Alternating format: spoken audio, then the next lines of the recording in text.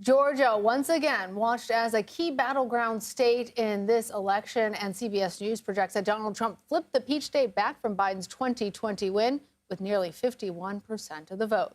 For her part, Vice President Kamala Harris received 48%. Well, Georgia is a state that Harris hoped to carry with the support of black voters. 86% of that demographic voted for the vice president, while only 12% voted for Trump. And here to discuss the latest is CBS News congressional correspondent Nikole Killion. So, Nikole, about 33% of the population in Georgia is black. Many of them right where you are there in Atlanta. This all according to the U.S. Census Bureau. And even though black voters overwhelmingly supported the vice president, it still wasn't enough this time around. Counties like Fulton County, Gwinnett, DeKalb, they couldn't get it done. Why? Well, look, I think it's important to keep a couple of things in mind.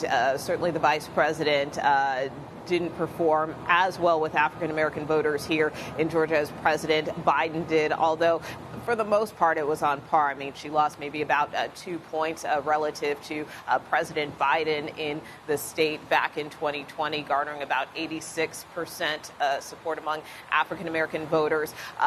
So from that standpoint, while it was a slight slide, as we kind of said in the run-up to this election, every little margin, every demographic matters.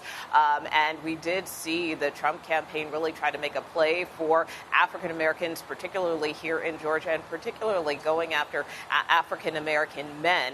I can tell you in terms of the organizing from the Trump campaign, they probably within the last couple of weeks leading up to the election held upwards of, 18, 19 events here in Georgia. And while that doesn't seem like a lot, it is the most events that they held out of any battleground state throughout the final course of the election. And just more broadly speaking, the Trump campaign and Republican operatives in the state really feel that their ground game for the most part was underestimated, that while Democrats certainly did have maybe more money, more numbers, more door knocks, at the same time, they too were running their own ground game, particularly in more rural parts of the state. So from that standpoint, that is why they felt confident ahead of the election that they would be able to pull this out. But, being able to chip away at the margins of some of those critical demographics like African Americans here in Georgia certainly made a difference as well.